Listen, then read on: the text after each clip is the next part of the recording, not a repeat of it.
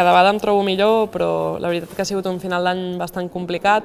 No arribo a aquestes altures amb la preparació que m'agradaria tenir, però bueno, contenta de poder tornar a disfrutar, poder entrenar i finalment poder anar al Dakar.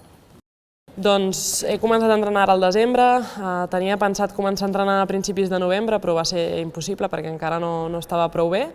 I bueno, ha sigut un any estrany, arribo molt curteta de preparació i bueno, haurem d'adaptar-nos i bueno, un cop estiguem allà intentar-ho fer el millor possible. Aquest any crec que canvien una mica, s'ha de ser realista, no arribo preparada com m'agradaria i crec que és un èxit ja poder arribar a ser-hi, però està clar que un cop sigui allà ho he d'intentar fer el millor possible i veure fins on puc arribar.